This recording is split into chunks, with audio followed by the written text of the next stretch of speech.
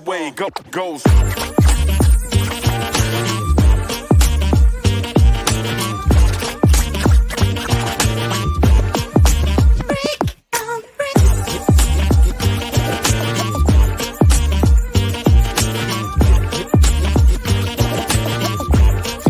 Just the way it goes.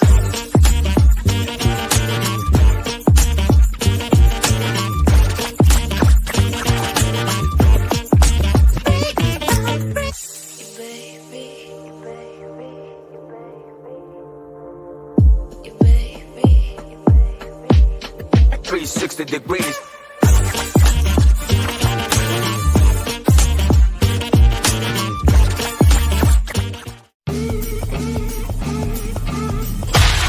Sadistic Penguin Studios presents It's Getting Drafty in Here. Drafty old barn. The show of drafting random nonsense. I choose business ethics. And now, coming to you from his basement, a.k.a. Draft Headquarters, your host and Draft Master, Magnificent Stan.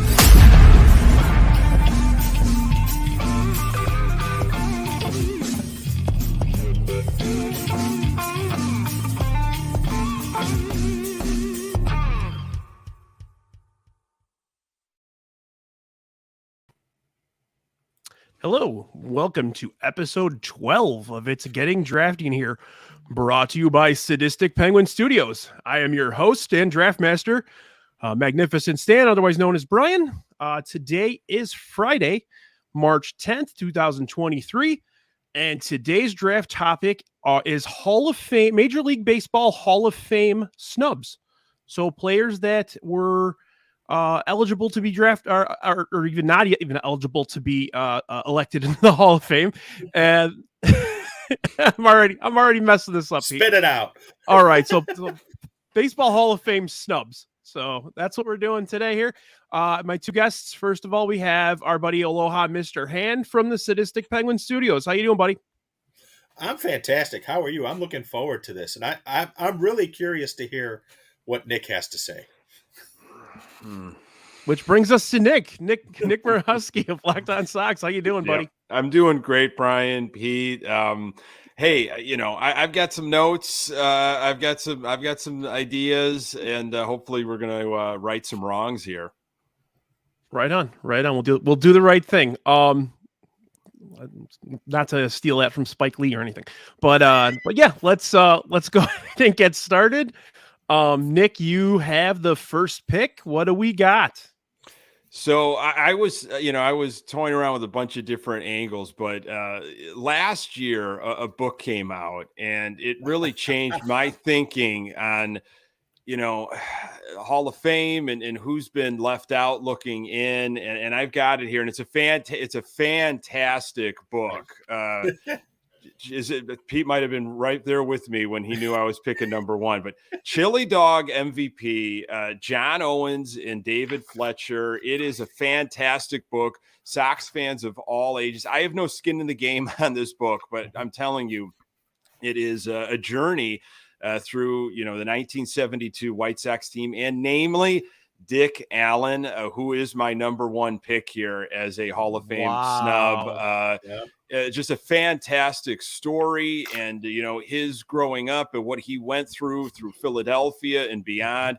His short time with the Chicago White Sox, but absolutely impactful. Some saying he saved the Chicago White Sox by what he did during his time. I've got some stuff here, but it really doesn't do it all the justice for Dick Allen. 292, 378, 534 slash line, 351 home runs, 1,200 RBIs, a 156 OPS plus, and a 15-year career. Won 1964 National League Rookie of the Year, won the 1972 AL MVP, of course, with the White Sox. Such a fun team that was, nipping on the heels of the Oakland Athletics, made 7 all-star teams and earned, of course, MVP votes in 6 other seasons. And this is what Phillies owner John Middleton said. If you look at all players in the Hall of Fame, Dick Allen would be around 140 out of 260, which means there's 125 players after Allen below Dick Allen's WAR. So, I mean, it's, he passed away, unfortunately, early December 2020, and the Golden Days Era Committee had been scheduled to announce its latest vote. That got postponed. It just feels like it's been being kicked down the road. The Golden Days Era Committee will consider candidates in 2026 for the 2027 induction year. So that's my spiel on Dick Allen. He's my number one. Right on. Yeah. No, I don't think, I'm a little bit older. I do remember going to see those teams, and the impact of Dick Allen cannot be minimized because, to be quite frank, Frank Thomas by far is the best player the White Sox ever had. I think we can all agree with that. Yeah. Dick Allen, Mike Caruso, come on, buddy. Jamie Navarro, but Dick Allen may have been the most important one the White Sox ever had because he helped save the White Sox from going to. There was rumors about them going to Seattle, them going to Milwaukee. Yep. There was also that rumor about the trade with Oakland, where correct me if I'm wrong, if the White Sox left to go to Seattle or Milwaukee, Finley was going to move the Oakland A's into Comiskey Park. Yeah, absolutely. I think in 1968 or 1969, the White Sox played 10 home games in Milwaukee. They did it for a couple years. Yeah, like just to kind of test the waters. Like if this can happen out there, it was scary. It really was. Again, this was well before my time. I heard about, stories about Dick Allen from my dad and other relatives. But man, when I read this book, and of course, I've heard, just about Dick Allen as being a lifelong White Sox fan. But with this book, I can't say enough about it. I think it's a fabulous book. And they dip into other eras and what was happening politically and just historically in Chicago during that time. Some of the heroics, the stuff that he did, the legends of the bat that he swung and you'd have players just say like this guy didn't need batting practice. He'd laughed at batting practice. It just was was just made from just a different mold. Yeah, and the thing about him too is, to your point about batting practice, remember when he got to spring training, he didn't swing a bat. Yeah, he just sat there and looked at pitches. He's like, I just want to see pitches. Juggling balls and smoking heaters. I mean, the coolest Sports Illustrated cover of all time. Yes, right, absolutely. Not even close. And there's nothing will ever compare to that cover. And there's a little side story on that. So Bill Melton one day told me that was actually my cigarette that he stole from me. And he goes, and he gets on the cover with that. Yeah. I'm like, way to go, Bill. I mean, when reading through the book, and I think it's obviously it's been out there for years, just maybe Dick Allen's cantankerous, relationship with media, his attitude, you could guess of why he has been kept out is something that I'm sure we'll talk about tonight, why players are kept out. It's the media they rub somebody. Factor.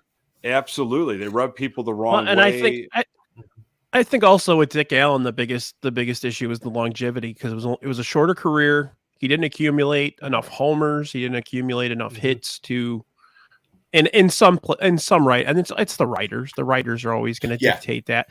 They have this preconceived notion that you have to have 500 homers, or if you don't have 500 homers, you have to have 2,500 hits. If you don't have 2,500, it's just one requirement after another. And in his case, that's what kept him out. Unfortunately, what I think you're right, Brian. But I think you have to then go within match him up against players that played his positions in that era. And put him against, and that's all you should be doing, because every era is unique. I mean, a guy in the 80s comparing to a guy in the early 2000s when they were hitting 50, 60 home runs.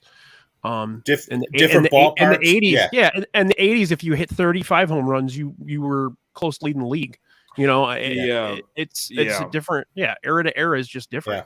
really, quick, just, he spent obviously his first part of his career in Philadelphia. And when he came over to the White Sox, and he had a rough time with Philly fans. He wasn't treated very well over there. And when he came to the South Side, I mean, he was embraced.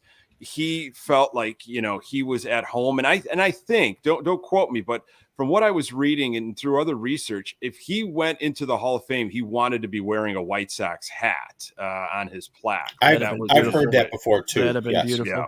Yeah. And the funny thing is, the reason, everyone's heard the story about John Olerud and Ricky Henderson with the batting helmet. Yes. Yep. The reason Dick Allen wore a batting helmet is because of his time in Philadelphia, where they were throwing batteries, all kinds of stuff at him. Batteries. I don't know what it is about Philly and Boston. Up until like the mid '90s, there were always stories about both those cities and well, stop being very inviting to people. I have a theory about Philly. The town smells like a giant urinal. I'm sorry, it does. That town is filled with so much history, though. I know, yes. That's what the history is. In like a 3-block radius. Exactly. All right, so let's go on to the number 2 pick. That would be me. I'll talk about history. I'm going to go with the obvious one. You read off the stats, and it's like a freaking video game. And yeah, you guys know who I'm talking about. Yes.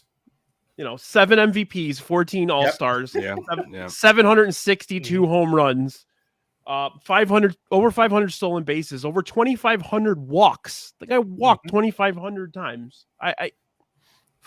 450, on base percentage, essentially. Yeah. He's the best player. Sluggers. He's the best player I've ever seen in my life. And I'm even counting before all the roid shit. That's why he belongs here. I mean, me personally, I don't care about the steroid thing, but Barry Bonds is a Hall of Famer no matter what. Yeah. And that was my number 1. Yeah, I had him on my short list. Yeah. Some will say, before he got his hands on the drugs, he was a 400 guy. Yeah. He had 3 MVPs before he people used to say, it's ridiculous my brain's not working today, to associate what he did beforehand with anything but greatness. He was destined, like Griffey, he was destined to be better than his old man. Bottom line. Yep. Yeah. I mean, his 7 MVPs, 4 more than any other player in baseball history. I mean, it's. And goddamn it, Frank Thomas, when they ask you who you want us to sign, you say Barry fucking Bonds, not Albert Bell, please. pretty please. Could you have imagined those two together? Oh, wow. Thunder and lightning. Yeah. Yes, left side, right side. Yeah. Scary. And you got Ray Durham hitting in front of him. Come on. And Barry with the glove. Yeah. Yeah. I was just going to say that. Plus, the guy had multiple gold gloves. It's not like he was a slouch out there. Yeah. Yeah. Obviously, he slowed up a little bit in the outfield as he bulked up. But, people. Well, it's not just bulking up; he got old too. It's not like too.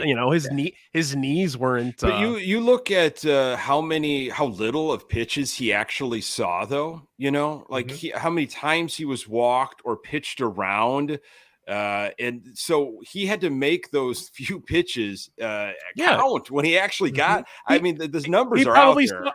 He probably saw 10 good pitches in the zone a week. If that. Okay. And I think he hit 6 of them out, I just want to quote one stat. In 2004, 232 base on balls. Wow. How many were intentional too? I don't 232 base on balls, 9 hit by pitches. Doesn't say how many were intentional. Oh yeah, he had all the hardware on. He would get walked. Like a damn robot. They'd have the bases loaded, and they would walk him anyways. They didn't care. Yep. Man, he was dangerous. Yep. All right, Pete, what do we got? To my friend Baloney, no, it's not Carlos Quentin. But I am going with the other player that factors into the equation. And this is a guy. Rafael Palmeiro? No. 354 wins, an ERA of 3.12, 4,672 strikeouts, 7 Cy Young awards, 1 year also winning the MVP when he won the Cy Young, and a couple of World Series titles. And of course, I'm talking about Roger Clemens. Yeah. He falls into the same exact. To me, Bonds and Clemens are eerily similar for the simple fact that you can peg exactly when they started doing the steroids. And it's when everybody else did. That was the thing. I mean, they just did it. Like, if they get to cheat, I'm gonna fucking cheat. That's basically what I saw it as at that point. Yeah. Well, the money that was being thrown around. Yeah. Yes. And Barry Bonds did it as a result of the home run chase of 98 with McGuire and Sosa. He's like, I'm better than both those clowns. Right. So I need to take it up a notch. And then Clemens did it when he got to Toronto. Because even before he got to Toronto, he had 3 Cy Youngs. He had 86, he won the Cy and the MVP. And the MVP. Won another Cy in 87. 91, he won a Cy. He had 2 20 strikeout games. One in 86, one in 96, as a matter of fact. So this is, and of course, the White Sox felt Jamie Navarro would be a better pitcher to sign than Roger Clemens before the 1997 season. So that is one of the, don't get me started. You knew you were going with young pitchers. He won 4 Cys even after he left Boston. That's nuts.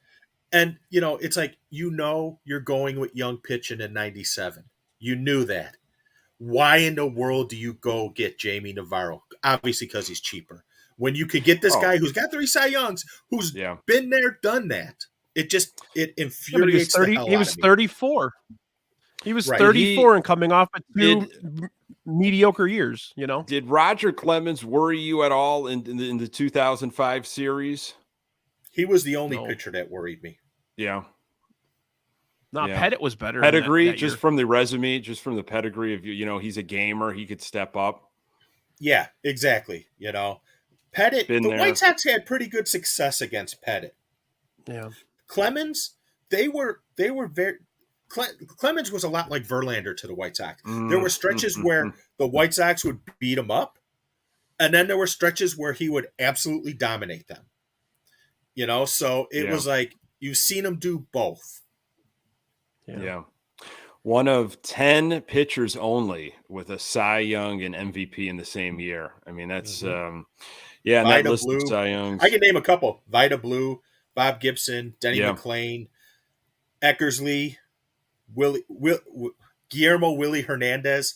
Always get screwed up on that one. Yeah, there's two playing right currently. They're still in the game. Verlander's one. Yeah, Kershaw's the other. Yep. Yeah. Yep. Absolutely. All right, Pete. Let's go with your second round here. My second rounder is, and I'm debating on a couple of guys here. There's one very obvious one, and he's a raging asshat, but I don't think you can ignore him.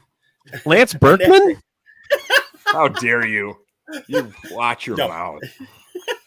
It's A-Rod. Yeah. Yeah. That's my number 3 on the list. Yep. Yeah. And again, to the point, yes, he's 16th all time in career WAR. Obviously, Bonds is ahead of him. He's 4th all time. I think Clemens was 8th and Bonds was 4th. I think when I looked at it. Yeah, something like that. Yeah. He's 4th all time in RBIs. Only Hank Aaron, Albert Pujols, and Babe Ruth are ahead of him. Not bad company. And he played shortstop most of the time. Yeah, and runs scored, he's 8th all time in runs scored. And in front of him is Ricky Henderson, Ty Cobb, Barry Bonds. You'll see Barry Bonds a lot in these things. Yeah. Hank Aaron, Babe Ruth, Pete Rose, and Willie Mays. Again, not bad company. And I hope we have enough time to talk about my feelings about the sports writers when it comes to these 3 guys in particular. Well, it's different eras, right? I mean, sports writers pass away, and then there's a new generation, Well, and I'll just say this. When it comes to the voting, a lot of these guys voting them or not voting for them to go to Hall of Fame were the same ones awarding them with the MVPs, with the Cy Youngs. Right. It was the same guys. So Right. don't. They're all hypocrites, man. All right. of them. You're the one who created the monster. You know. Well, and Bud Selig, allowed them to by not testing. And again, so, I mean, Bud Selig didn't help. Bud Selig has a plaque in the Hall of Fame. It is a crime that he has one and these three guys don't. Agreed. Yeah, and then you got to think about he had a 40-40 year as well, which was crazy. Three MVPs. Yep. Career earnings $441 million. Was he a teenager when he broke in? Was he 19? Yes, I think he was 19. Yeah. I think he was 19. Yeah. Because he was actually, if you watch that Game 5 of the 1995 ALDS Yankees and Mariners, he's the one who greets Griffey at the plate. Oh wow! Yeah. Young. Well, Griffey. No, I'm sorry. He was 18 when he broke in. Wow. 94. Yep. He had 59 plate appearances in 94. Crazy. And another little fact about that game. Do you know who was on the bench for the Yankees but was not active for the playoffs? Was 95, you said? Yes. Jose Canseco was on the Yankees in like a weird era over there. He was like 98, 99. Okay. No, it was Derek Jeter. They Really? brought Jeter to witness a playoff atmosphere. Wow. But he was not. He was on the bench. He was not on the roster. You're not allowed. Yeah. I'm still amazed that they weren't able to win something together with those two. Him and And Griffey Randy Johnson was there too. And Randy Johnson, and was Tino? Martinez, Or Edgar Edgar Martinez, yeah. And They had got a Tino rocket for an arm. cannon for an arm. We love Ken Phelps. Ken Phelps. My people kept saying Ken Phelps. You don't know what the hell you're doing. I don't know if you saw what I posted the other day, but I came across someone got Jason Alexander to sign a baseball. Saw that, Pete. That was great. That was so I so great. want that. I so want that. Oh, man. What was it, from 96 to 98? Or those are his years or something? 96 to 99? Yep. Well, remember, he helped guide him to a World Series. That's true. And then Jerry said, in 6 games or something? Or Yeah. No, Jeter goes, we won the World Series. He goes, in 6 games. That's right. It's all a matter of physics. Yep. Jumper, they had Jamie Moyer, man. Come on. Yeah. Oh. And those teams had Dave. Those teams had Dave Magadan on them. Come on. Yeah. Was Sweet Lou? Sweet Lou was the manager at that point. Yes, he was. Yeah. Okay, so kind of struggling with what I'm doing here. I didn't expect you to take A-Rod, honestly. I thought you were going to do something else. Yeah, I did too.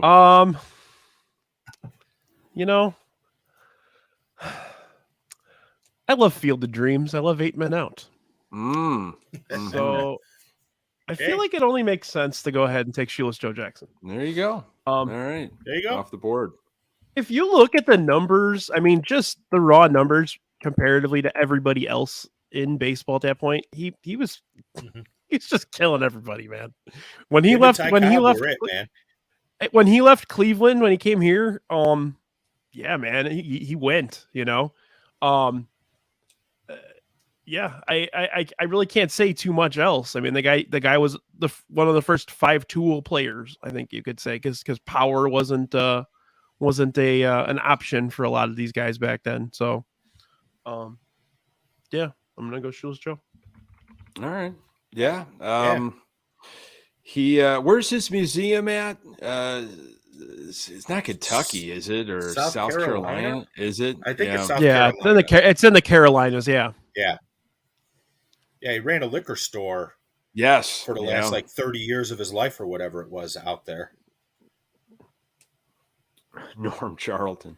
Yelper wanted to remind us that Norm Charlton, one of the bad boys. Norm Charlton had a Norm had a perm too. Just Just saying. He was a tall drink of water. Yes, Norm he was. Charlton Him and all those guys were scary, man. Him, Dibble, and Randy Myers. When did Dibble make? I gotta. Dibble on the '95 team after the strike. Dibble played a year or so with the White Sox when Chris Sabo was around. And John Kruk. Remember, John Kruk played for the White Sox very short. Yeah, Kruk was there for like a week. Yeah. What did he get? His one hit, like to get 2,000. He said, "I'm done." Yeah, in game, he decided he was done. He was a silly dude. I loved him. All right, let's go, Nick. What do you got? Oh man, I was gonna avoid this guy because I just really, it's so slimy when they had all of the congressional stuff going on, and I think Brian, you mentioned his name, but his numbers are his numbers. Rafael Palmeiro. I'm gonna go with him. Over 3,000 hits, 569 home runs, 1,800 RBIs. I mean, he'd be an automatic guy. Absolutely. Never finished very high on the AL MVP ballot, and probably got, Thomas was obviously a better designated hitter than Palmeiro.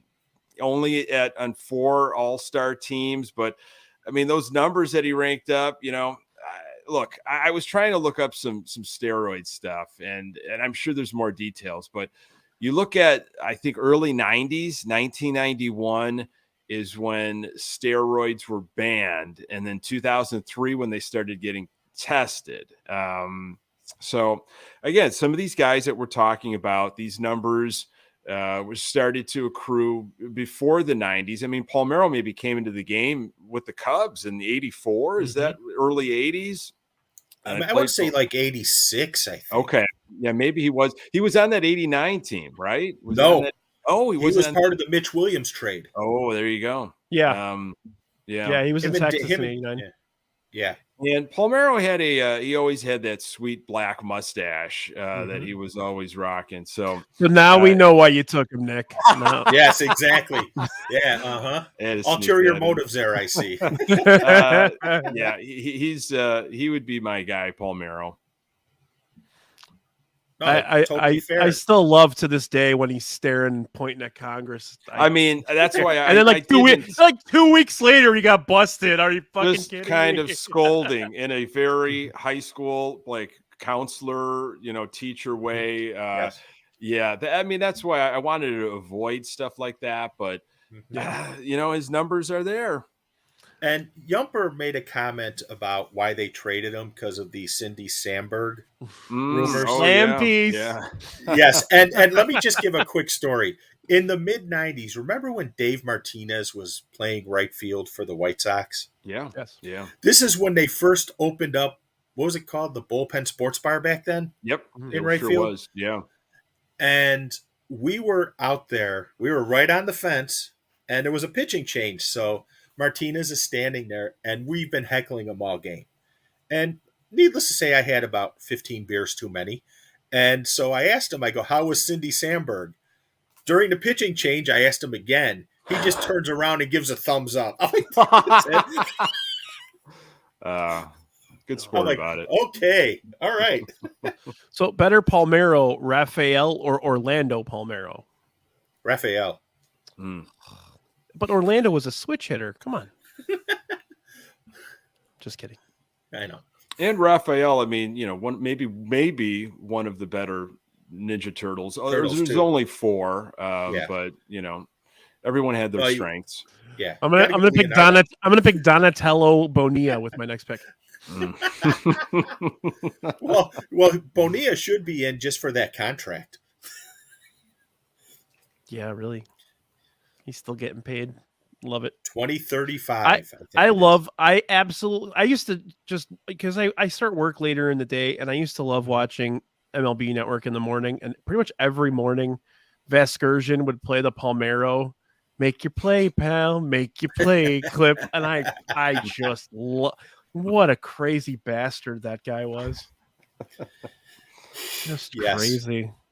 But if you just don't associate him with 569 home runs, no, especially that body build. Even when he was taking when he was taking the roids. I mean, he did not look like a McGuire. No, he or anyone didn't. Like No. that at I all. think I remember them the Cubs kind of thinking that he was going to be like a Keith That's not better. Hernandez type.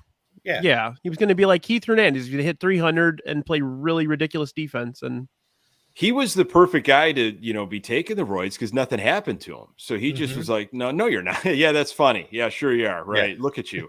Yeah, you're right. I'm not on anything. And crazy numbers.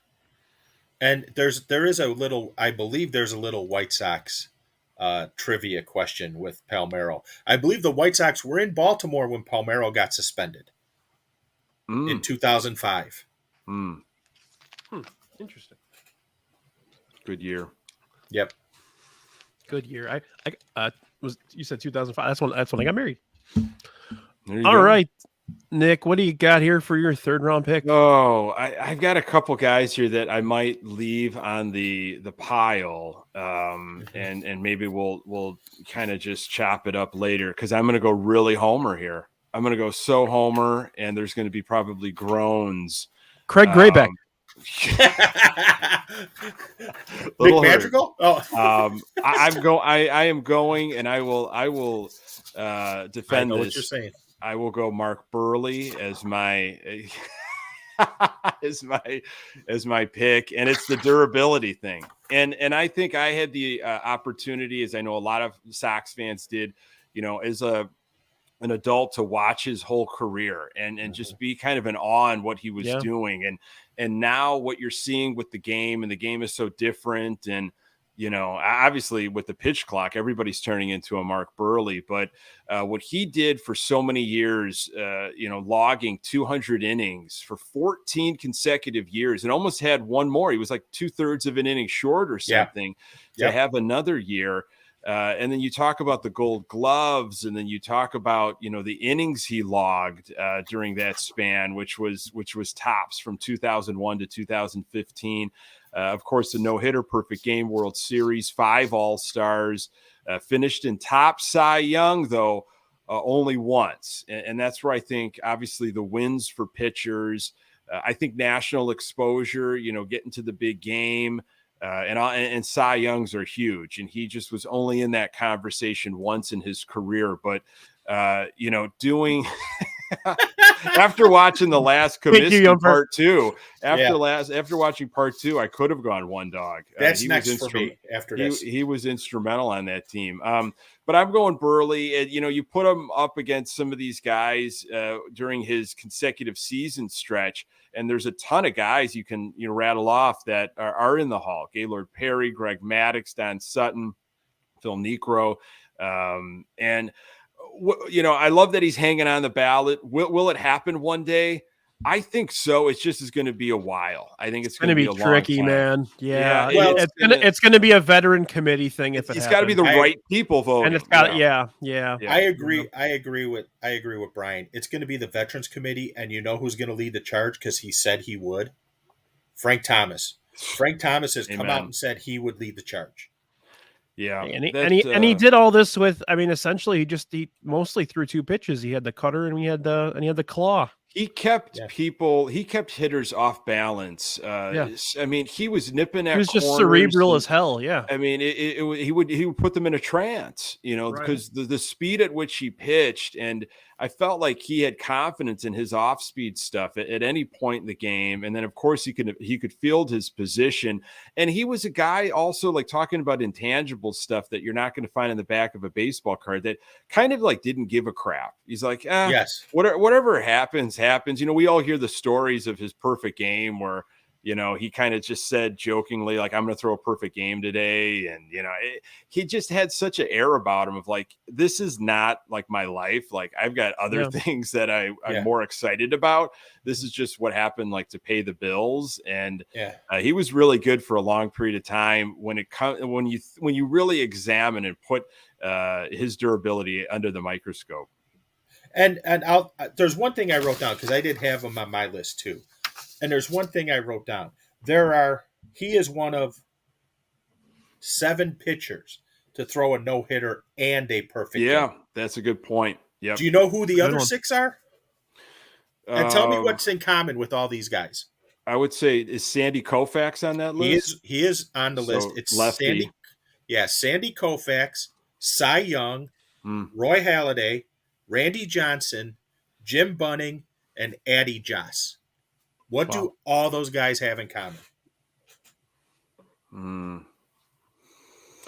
Well, I was initially going to say left-handed, but That's what I was going to say, but no, yeah. They're all in the Hall of Fame. Yeah, there you go. Yeah. You know, and because when looking at this list, you'll see Nolan Ryan 7. You're like, okay. Sandy Koufax 4. You know, Ryan has 7, no perfect games. Verlander has 3, no perfect games. So, and don't forget the no hitter. Yeah, That's a good. Yeah. That's all of it. And don't forget he could have had 2 perfect games. That's true. The first one, the no hitter, he only faced 26 men. Sammy Sosa was because Sammy Sosa got picked off. Sammy Sosa. I love it. Was him. Oh, that's great. Because Sammy walked and got picked off. Yeah. And then, of course, his classic, the World Series story, where he's ripping a beer in the dugout or in the bullpen, thinking like, "There's no way in hell I'm coming in this game." And he just, again, like, I think that's what I loved about him, is he was just so loose about it. He didn't take it very serious, and and I don't know, maybe sometimes that's the trick. Like, just don't think about it. Don't think meat, and just get out there and pitch. Right. Yeah, Gordon Beckham needed to hear that quite a few times. Oh, boy. I thought we were going to last a whole show without hearing his name. Oh, boy. Gordon Bacon. Yes. Okay. And he's doing an autograph signing April 1st at Wings and Rings. There you could go get some bacon signed by Bacon. Gordon and his hair. When is that, Pete? Saturday, April 1st. Shit, I might go. That'd be fun. All right. He's calling a lot of games this year, by the way. 25, I think I read. Yeah. Yeah. Well, I took a gambler. Well, somebody got caught up in gambling with my second round pick. I think I'm going to keep that. Yeah, I'm going to go Pete Rose. Yeah. Yeah. I'm surprised that Pete Rose lasted until now. Yeah, I was definitely looking at him if he got past. He's just that guy that was there forever. Like, that's yes. He was a great player. I'm not disputing that. He played multiple positions. He did whatever he needed to do to win. You appreciate that. He's a piece of crap as a human being all around at every facet of his life. Just a miserable piece of shit. But yeah, I mean, you got to respect 4,256 hits. MVP, 3 World Series, 3 batting titles. I mean, the guy was all over the place. Rookie of the year too. Rookie of the year, yeah. And it's amazing though. And at the end of the day, he still only had a 784 OPS for his career, and he didn't do the he didn't have the bulk power numbers that right. Where did everyone he else usually had, hit? Was he a leadoff hitter? Was he toward the top of the the line? line? He was top of the line. He led up for those big red machine teams. He led off. Yeah, I figured. Yeah. And then you had Joe Morgan, number 2. It's like it should have been the other way around. Yeah. You got a guy with uncanny bat to ball skills hitting second after the guy that can run around the base path like a crazy person. Yeah. I had Pete Rose on the list, Brian. I was going to take him eventually. You got to keep him on there. Yeah. I think I'm just gonna pick guys that are bad. Yeah. Naughty Pete. This is the naughty list of Brian. Don't worry. I think my next 2 picks will be on the naughty list too. Oh, I hope for you're taking different reasons. I hope you're taking the one guy I think you're taking. But all right, let's roll right into it, Pete. All right. So the next guy I'm taking is a former MVP, won 11 Gold Gloves, 2 Silver Sluggers, has won 2 World Series titles, and he's Keith Hernandez. Damn it! I had him over here. I was thinking about him. He's got a really heavy, like 17-piece sectional couch. Yes. And he smokes. Thick marble. And he smokes. And he smokes. And he went out Nice with a game, leg. pretty boy. I despise Keith Hernandez. Yes. Remember, it Can was we Roger Can we McDowell just who was the spinner. Can we just spend the rest of the show talking about Seinfeld? We're gonna have to now. You brought Oh, him yeah. up. Oh, absolutely. But He's a real no, buff. I mean, He's a Civil War buff. I'd love to be Yes. a buff. Yeah. Biff wants to so be a Biff buff. wants to be a buff. This has turned into now Seinfeld, Brian, before your eyes. Yes. Yeah. But no, I mean, I'm gonna choose Crazy Joe Davola. Ola, there you go. Netta. Yeah, Oh, but I no, didn't really mean, get to see him play much, but my dad Yes. always talked about like just absolutely insane plays that he would make at first base. Yes. Just absolutely Mhm. And out he of was, control. And again, you could go into the WAR stats and all that stuff. What I'm going to say is, having watched both of the World Series he played in, 82 with the Cardinals, 86 with the Mets, he came up in key situations in critical game. He came up in Game 7 of the 1982 World Series and got the go-ahead runs to score. He scored the go-ahead runs. In Game 6 of 1986, behind the bag, it gets through Buckner. Here comes Knight, and the Mets win it. Who do you think was the guy who was one of the guys who started the rally? Yeah. Because as the story goes, basically Gary Carter said, "I'm not going to be the last out." And he told that to Hernandez, and then Hernandez told it to the next guy in the on-deck circle, and he kept going. Well, how many lines did they snort in between those? Yes, and we can't forget his involvement in the Pittsburgh cocaine trials in the late 80s. Yes. That was the reason his drug addiction was the reason why Whitey Herzog traded him to the Mets for Neil Allen, if I remember correctly. But that was the reason he got traded. And he's a great announcer too. Yeah, I thought he came off pretty well in that 30 for 30. I mean, if you only know Keith Hernandez of Seinfeld, like you really got some to your points of what he did in that 86 on that 86 team and in that series in that documentary. And they even the Mets acknowledged he was the turning point where they went from the miserable Mets to the champion Mets. He taught them how to win. Yeah. Right. Yeah. Exactly. Yeah. He's also a hell of a broadcaster. Yes, he is. Did you guys ever see the clip of? You ever see the clip of him getting text during the middle of the game by the person who watches his cats and they couldn't get his keys, so they had to break into his house? That's the funniest shit I've ever seen. Yes. I love that. That's real. And he has a T-shirt that you could buy on Amazon with him and his cat. They appeared in the documentary as well. He loves his cats. Yeah. Yes. That's funny. So I got one more, right? Yes, sir. Yeah. All right. So the next one is a former player, but I am not putting him in for his play on the field. This was like my sleeper one. I know who you're taking. Yeah. And to say bad boy, this is a guy who it was described to me that he could hear you flip him off from the back of the room. That was a Moose Scourin quote to me one night in a bar when he was talking about Billy Martin. Okay. Oh, Billy Martin. I stand corrected. I thought you were going to go Dusty Baker here. No. Billy Martin has a career managerial record of 1,253 wins, 1,013 losses for a winning percentage of .553. He won solid. Basically everywhere he went. He led Minnesota to a division title. He led Detroit to a division title. He put the Rangers back on the map. We know what he did with the Yankees. And he led the Oakland Athletics to a division title. The guy, from 7 to 10 o'clock, there was no one better in the dugout. No one. Yeah. It was the other time that was the issue because he was a lunatic. It's the story. Very bad drinking problem. Yeah. Yes. Yeah. Rumor is if he did not pass away in the offseason, Steinbrenner was going to bring him back for another year, perhaps. Buck Showalter confirmed that. Wow.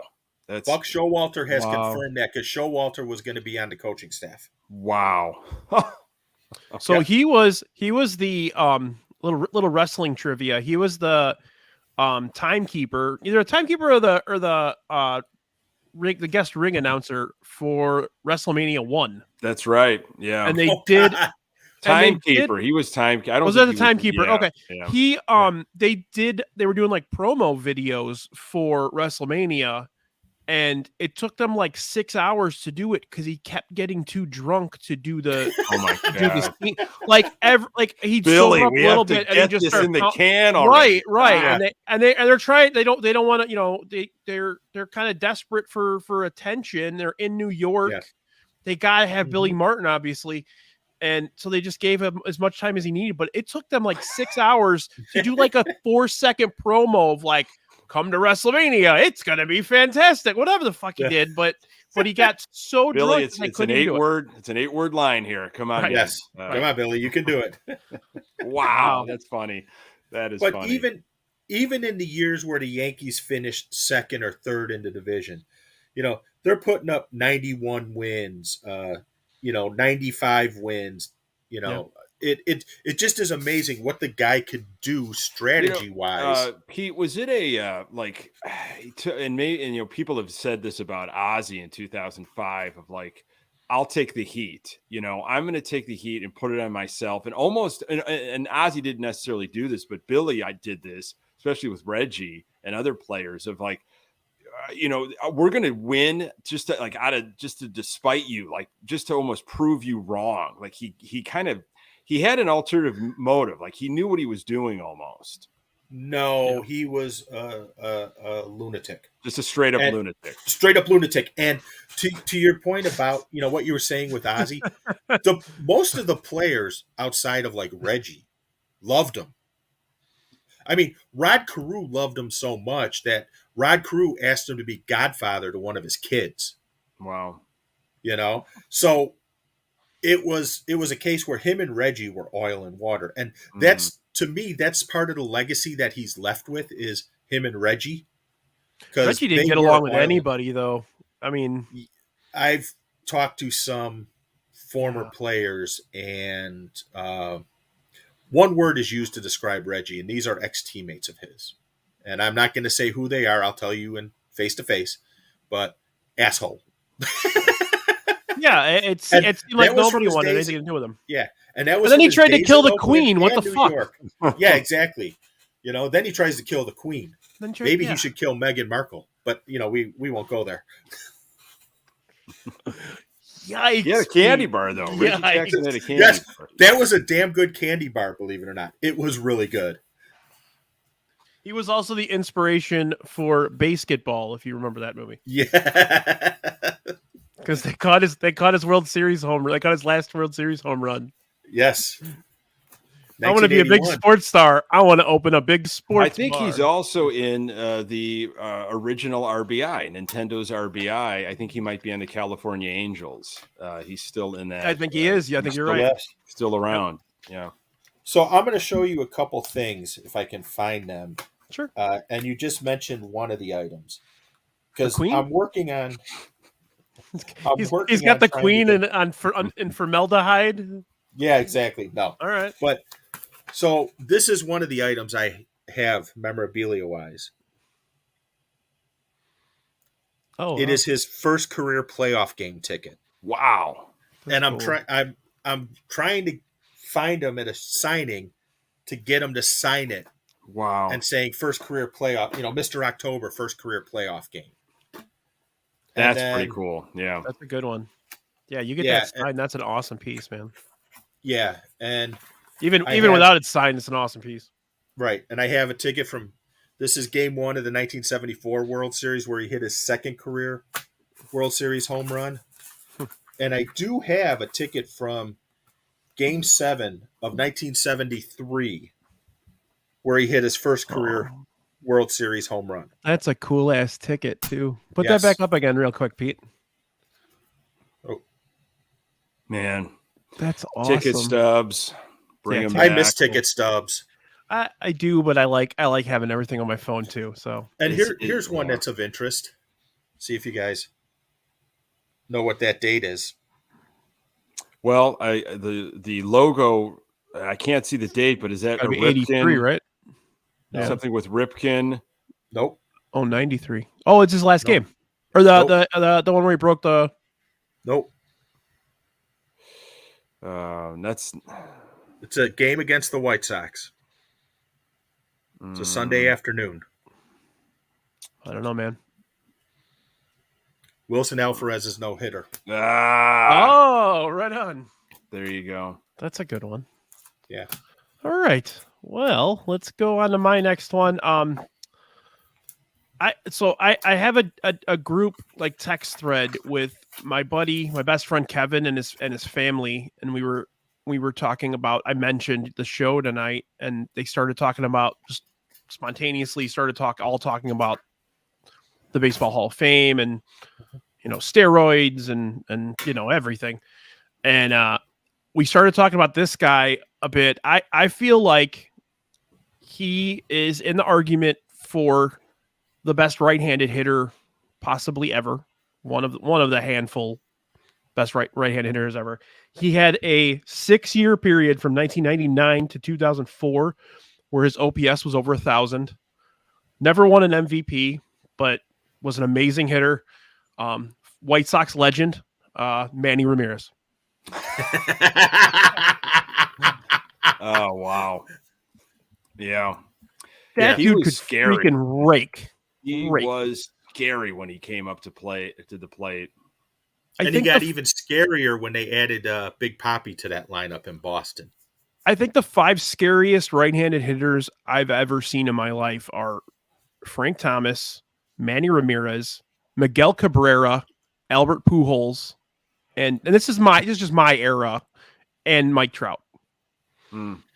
Just he's in that argument, and I think this era was the best era for right-handed hitters.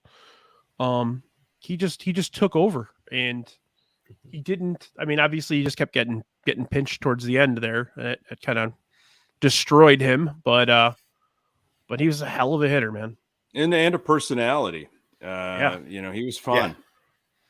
Yeah. That cutoff from Johnny Damon to him to the infield is priceless. Okay, one of the few guys in this modern era that almost had 1,000 OPS for his career. 996. Yes. What it ended at 154 OPS plus in an era where just everybody had inflated stats to hell. Obviously, never should have played the outfield. It's basically Eloy Jimenez. maybe even Gavin Sheets level defense in the outfield, but they didn't really give a shit at that point.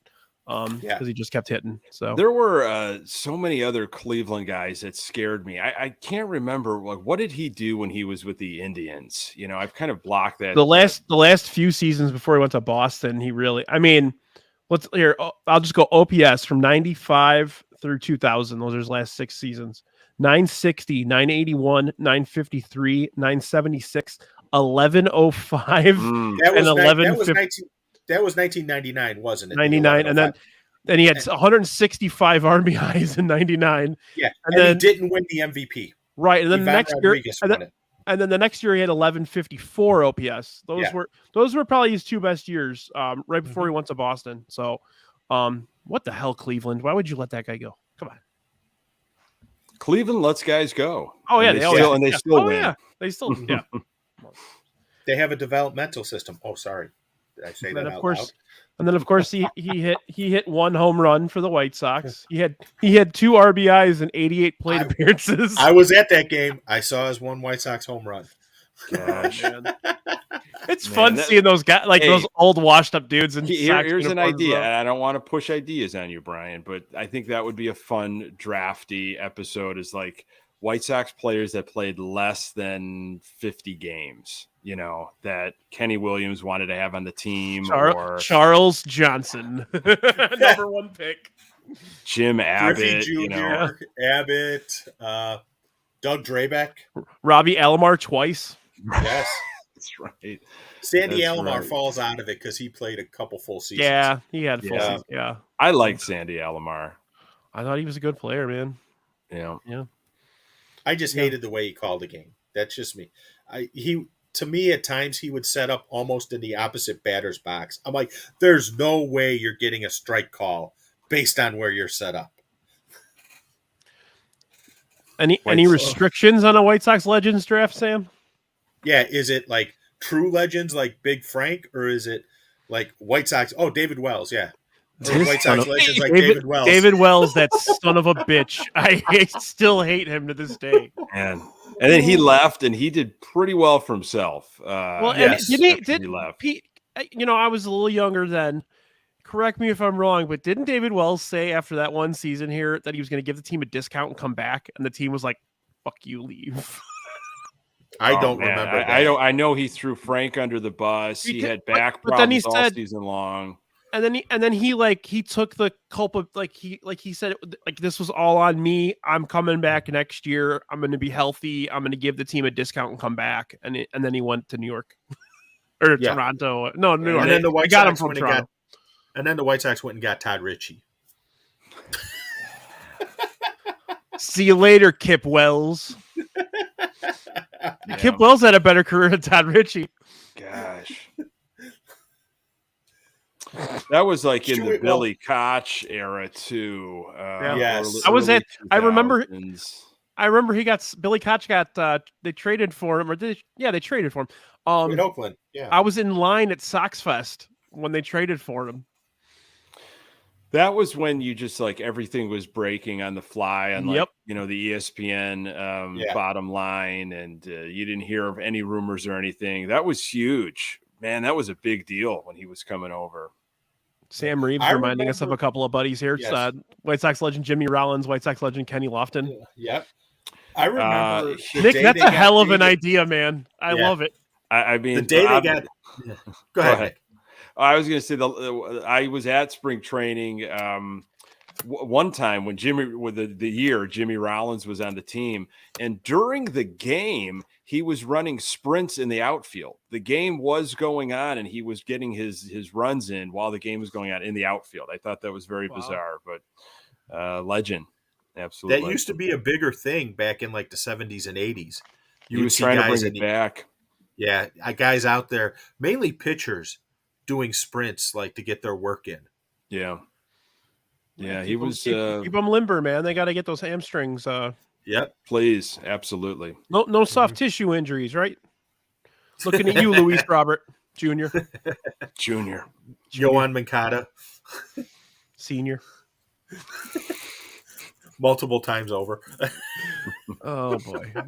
All right, Nick. What do you got?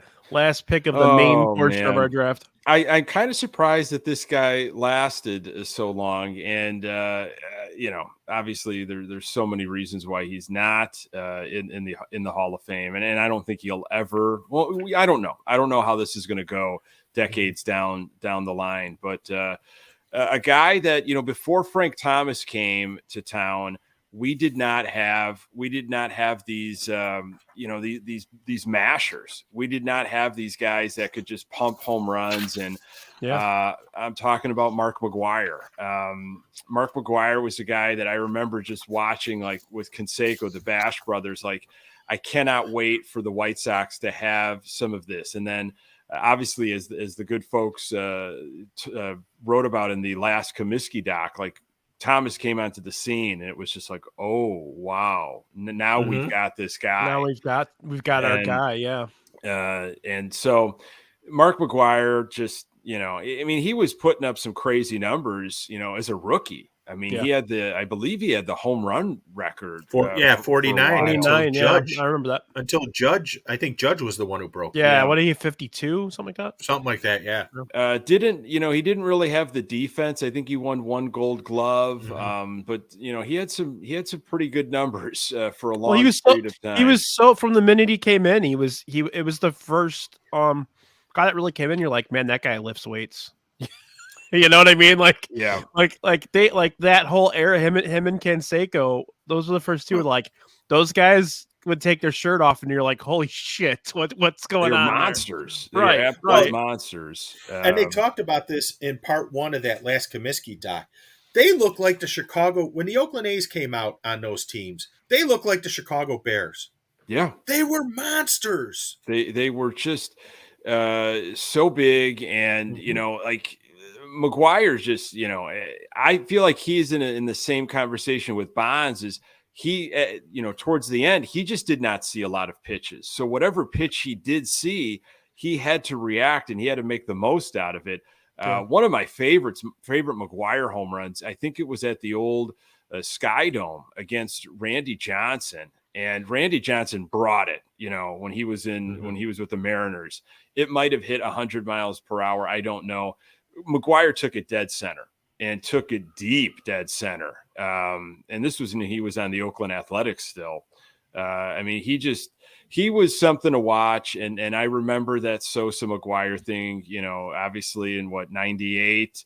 Yeah. And it caught everybody. They made the doc out of it. And I don't know. He's I had to put him in there before this thing was over. Yeah, it was definitely going to be part of our it just missed the cut list if it hadn't been picked. So definitely, Yeah.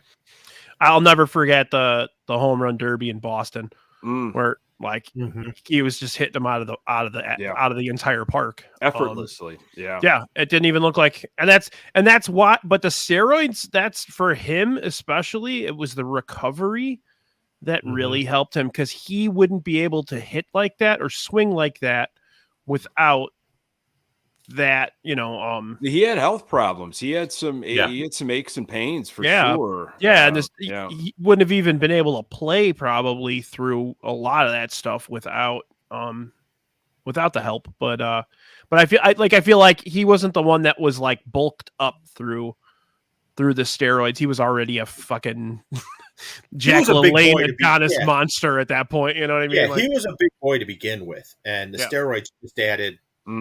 Just help. Help his muscles just go through everything.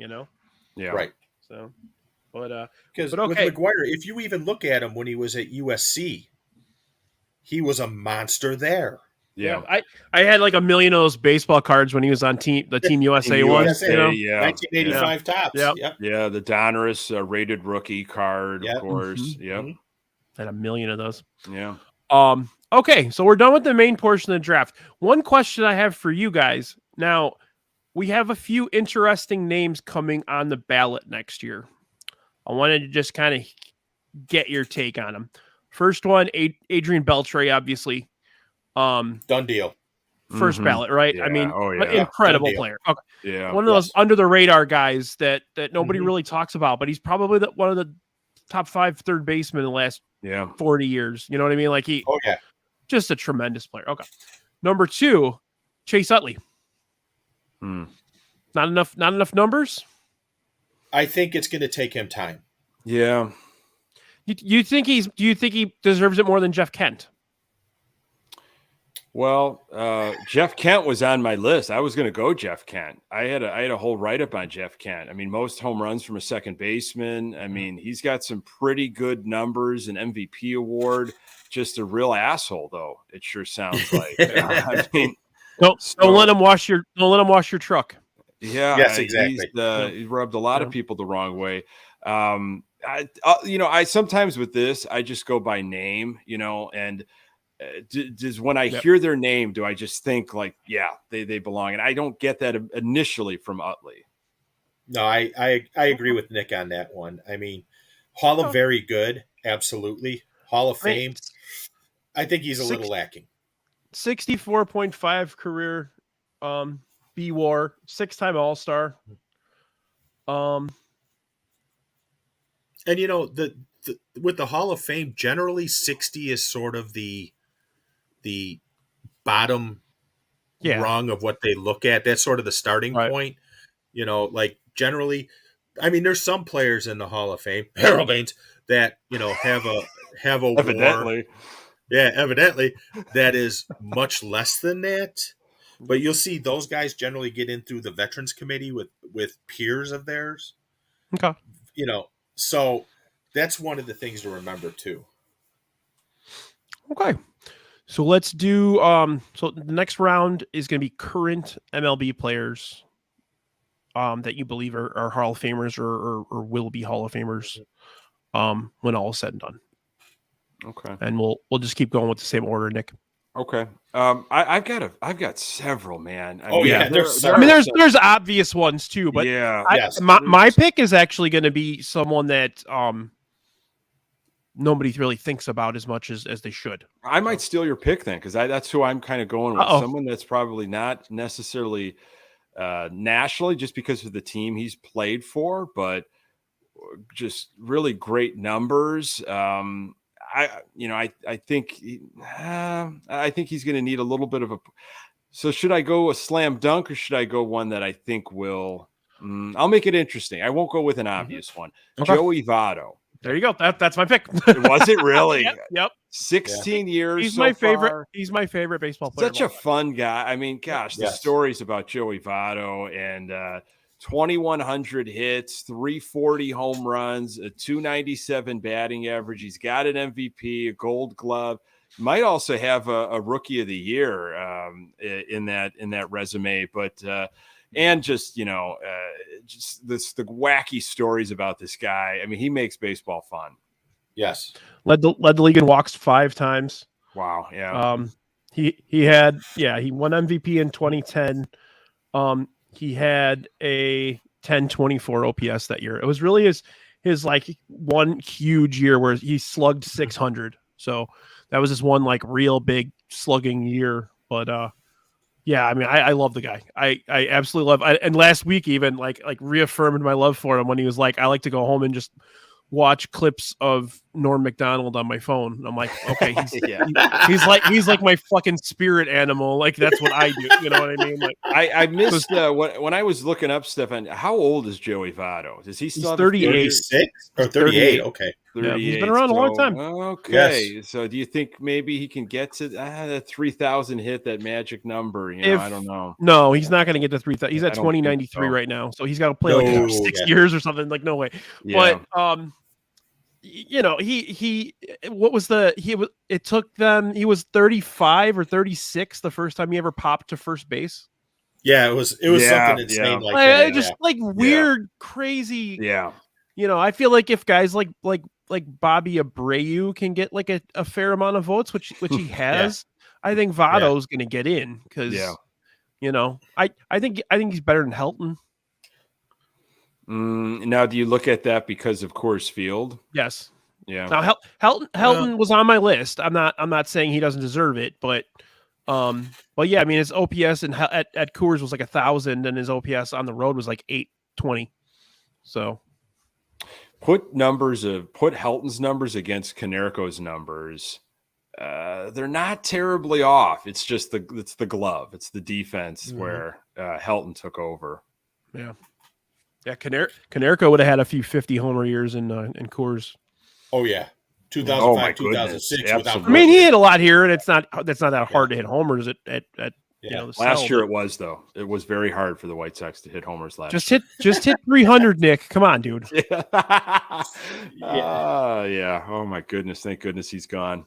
Well, damn it! You just kind of ruined me here, man. Sorry, I can't believe we were on that same wavelength. I was not anticipating anyone. There's some slam dunks out there though, Brian. There really God, are. yeah. Pete, you want to go? I'm gonna percolate.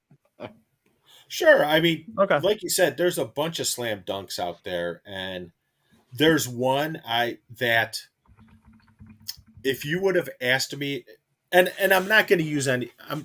I think the guy's a slam dunk now, but I'm going to explain my rationale for picking him. If you would have asked me about this guy 10 years ago, now he never pitched a complete game until one day against the White Sox, and that was like his 5th or 6th year in the league. And it drove me insane because this is a guy who only pitched like 5-6 innings, and then he's throwing up complete games against the White Sox. Go figure, Yeah. But it's Max Scherzer. Mm-hmm. Yeah, if you would have looked at Max Scherzer in the beginning when the Tigers first got him from Arizona, no way in the world would I have predicted he would become what he has. Yeah, he's turned it on. Yeah. He's a beast. And I mean, there's so many other obvious ones. One of his teammates in Detroit who, 3 no-hitters, MVP. Well, there's a lot of. I think there's a lot of obvious pitchers. Yeah. I mean, Just there's general, you another. got Kershaw, you got Definitely. I think Greinke will probably get in. I think so. It might take a little while, but I think he'll get in. De Verlander. Yeah, Verlander in Ozzy obviously. parlance. Yeah, you can't go wrong with Max. I loved the he mounted the pitch com thing on his glove. I love the fact of He's the like stare down he's he like did a the other mad day. he's like a mad scientist with that shit. That was hilarious. Yeah. Yeah. I And remember when he was terrible for a few years. See, yeah, John's mentioning it. He was Yeah. terrible at He's Detroit battled for- through some injuries, you know. Yeah.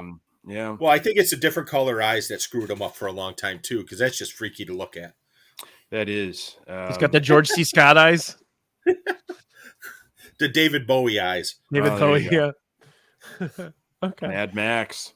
Yeah. So I'm gonna veer off a little bit, like Nick did. I don't know if it's veering off, but so this guy's only at this point in his career, he is 29 years old, and he already has a 52 career B-WAR. It breaks my heart that he never came here. Oh, I know where you're going.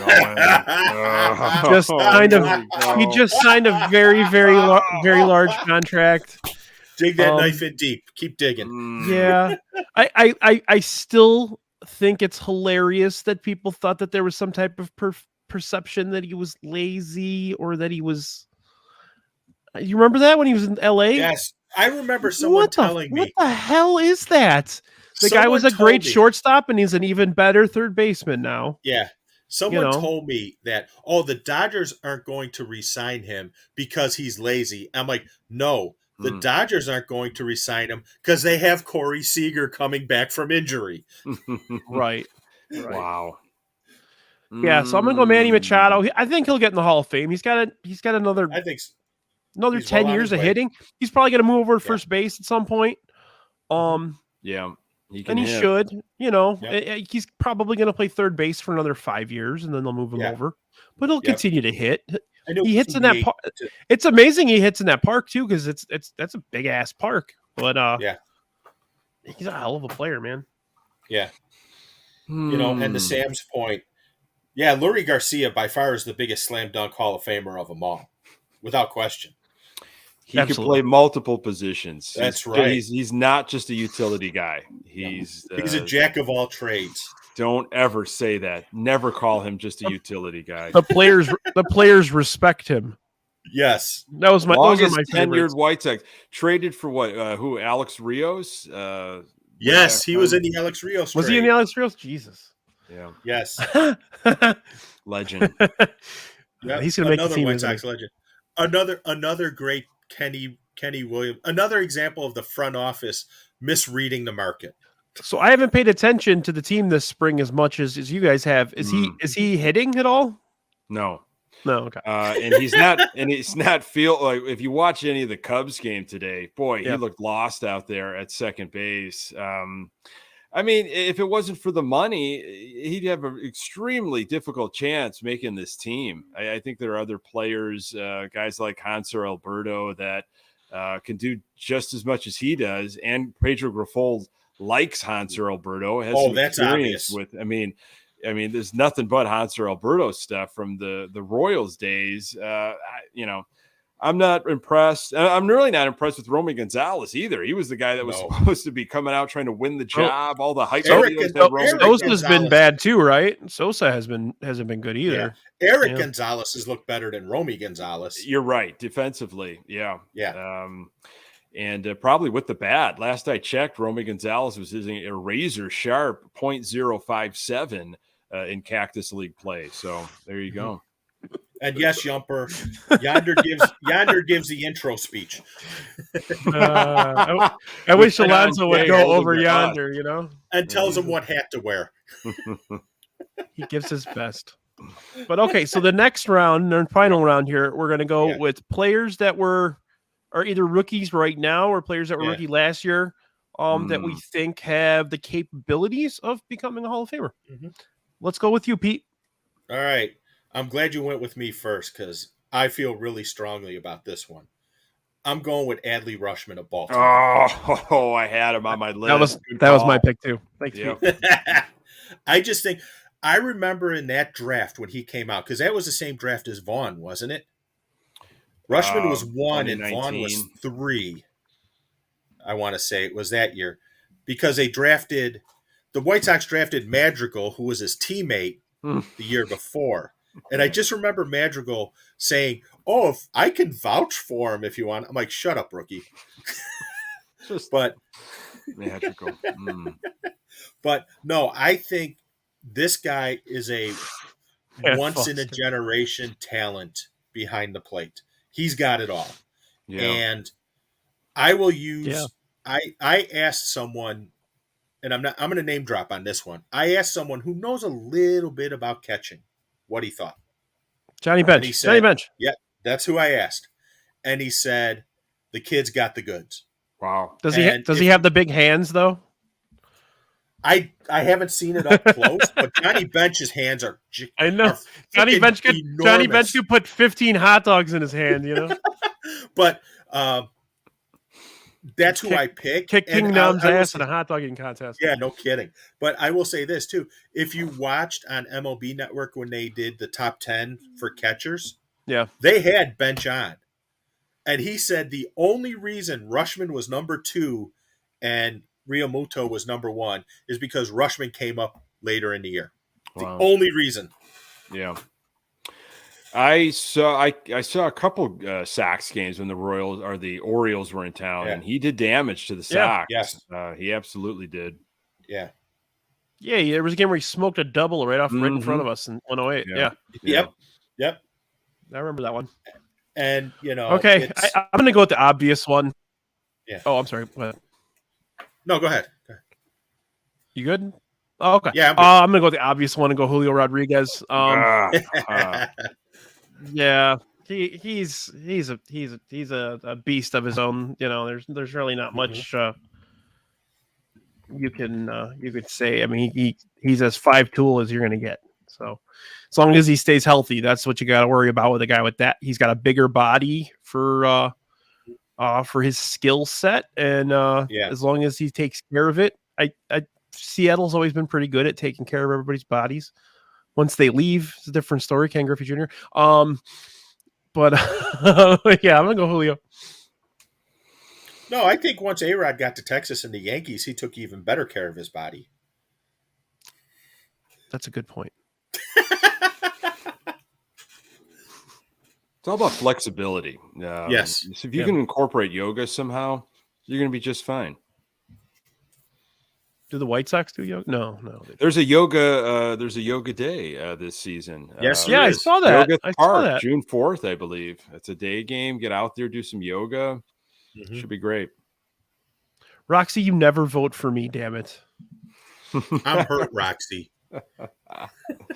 Well, I had the benefit. I drew first. I mean, it's just how it works. It's just how. No, it's because you took 2 White Sox. That's why she's saying that. That's why. I took 2 White Sox as well. So, Manny Ramirez. Yeah. Good Legend. I took players and one should have. Yeah, I took one. That one should have been White Sox and Manny Ramirez, Manny Machado. He had the glove. And there was a story that Steinbrenner and Bill Veeck worked out a trade of Bob Lemon for Billy Martin as managers back in 1978, and that was what led to Billy Martin getting drunk at O'Hare and doing the famous one's a liar and one's a crook comment that got him fired from the Yankees in 1978. That's what the legend is. Wow. That's funny. Wow. Man. Him and Veeck would have been a nightmare. Holy Christmas, man. No, Billy Martin would have been in his glory because he probably would have been running across the street to McCuddy's every freaking day. Yeah, he would have got away with murder. Yeah. All right, Nick. How How generous are we with years in the league with this? I'm not going to restrict you. Yeah, Because you guys go for took it. both of mine, and Ooh. you guys took Rushman and you took Rodriguez, and I had another one, but I have one that's been in the league for a couple of years now, but I really think that he's got obviously the pedigree. Michael Kopech doesn't count. Michael Kopech still figuring out what you Wait, got. wait. Is this going to be Nick's Zach Collins pick? New jersey, new attitude. New attitude. I think this guy can really pull it together. I was looking at Cameo this morning, just like, hey, I'll get a White Sox player to do a cameo for me for the 108. I saw Zach Collins on there for $30. I was like, oh. Wow. Man. See, if you were going against Josh, that would be the perfect one to do just for Josh. No, I would do Craig Kimbrell if I was going up against Josh. That Zach Collins went sideways quick. I'm going with Vlad Guerrero. I know he hasn't been in the league terribly long, but still kind of young. And I just the pedigree and everything, he has turned into a scary baseball player fast. I mean, that whole Toronto team last year scared me when the White Sox played them. But Vlad Guerrero can hit, and if he can hang around, if his knees hold up and everything, I think he's got it. Have you heard anything more about because I heard he left the game earlier this week, like with his knees. Have you heard anything more about that? Nothing new. It's just This has been a weird week of a lot of injuries popping up all over baseball. Mostly pitching injuries, but there have been some other players that Elvis Andrus called this week the dog days of spring training, and we're starting to see it now with just some of these injuries popping up. Did you guys see the Gavin Lux one? That was nasty.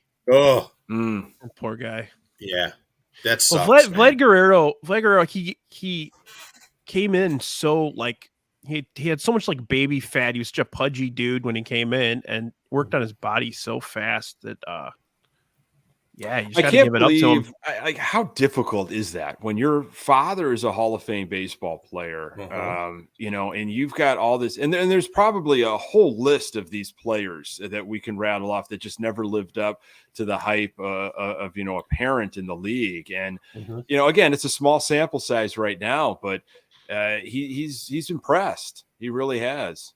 Just by showing a little bit of selective hitting with pitches, he's already ahead of his dad with that. But his dad was so fun. Oh my God, his dad was. And I'm going to actually disagree with Yumper on that. That jury's still out on that, and I think you're forgetting. I think you're forgetting how good Vladimir Guerrero was too. He was fun. He had a rocket for an arm. He did have a rocket for an arm. You throw something at his shoes, he was hitting it. He was hitting it at the wall. I mean, from his nose to his toes, he was hitting anything.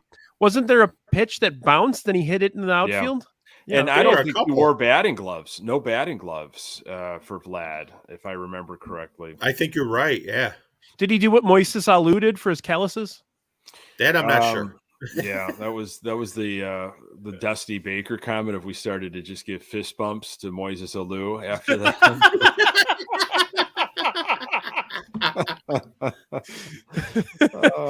How do you figure that out? Who tells you, hey, psst, this is really what you should be doing to your hands? Like, how does that get around? Oh, it's so Who good. knows how half the crap gets around? Yeah, exactly. Yeah, that's so good. One name I forgot to mention after we finished up the main draft of guys that are eligible for the Hall of Fame. Joe Mauer. Oh, Mauer's a tough one. Ooh. Mauer is a tough one because he had the highs, and then when they moved Parks, when they moved into Target Field. Well, and he moved over to first base too. Yeah, but his numbers dropped when they went to Target Field. Yeah, it's like they said, we have two left-handed guys, Mauer and Morneau, so let's build a park that doesn't take advantage of them. Yeah, he. If you want to build a Hall of Fame of who were Hall of Famers against the White Sox. I mean, he would be a first. Yeah. ballot. Oh, yeah. Yeah, but he goes in with guys like Jason Kubel, Mike Sweeney. Jesus, I haven't heard that name in a while. Jason Mike Kubel. Moustakis. The guy could be batting 160, and he goes like 3 for 4 in every game of a series against the Sox. Doug Mankiewicz was like that as well. Yeah. Wow. And it was just the Coco. Remember, for years, Coco Crisp used to just annihilate the White Coco Sox. Crisp was a good player, though, man. Yeah. Coco didn't get he wasn't flat. He had a flashy name, wasn't a flashy player. He just went out, switch hitter, went out and did his shit. Nick Nick Punto. Punto, Nick Punto was one. Oh goodness. man. Well, there was a team, like the Twins built a team that knew how to play in that Metrodome. Yes. That 2008 year when they were nipping and obviously caught us for a moment there until 163. But they had some guys that could hit those high choppers in the infield, and they knew what to do on the base paths. Oh man, were they instigators! And the funny thing about those teams when Gardenhire was when Gardenhire was the manager, Ozzie would frustrate the hell out of me because he'd basically be blowing Ron Gardenhire. I'm like, why don't you just go work for him at this point? Gardeny, yeah. Brandon Hinge, another one. Yep. Brandon Joe. Oh, I don't know if people remember Mickey Tettleton. He was absolutely. Fruit Well, he was a guy you'd imitate his batting stance. Yeah. Yeah. He had the bat out like that, right? Wasn't he? Yep. I remember that one. Oh man. Okay. How come the White Sox always seem to try and get Royals guys who beat the crap out of them, but never beat the crap out of anyone else? Mark Teahan, prime example right there. Mark Teahan. Oh, my that one hurt, goodness. man. I was waiting for them to get Alex Gordon at one point, but they never did. Yeah. Well, Would they have made did. sense, right? Well, they did offer him a contract, but I think it was less than what the freaking Royals offered. I saw a graphic. I saw a graphic the other day that said the two best defensive left fielders in the history of the game statistically are Alex Gordon and Gardner. Brett Gardner. Brett Gardner, yeah. They had Brett the highest. Gardner? Did they just judge how balls he gets to? I mean, it was by if that's DRS. the case, I don't know what it was by exactly. I just saw a graphic that said like best defensive. Yeah.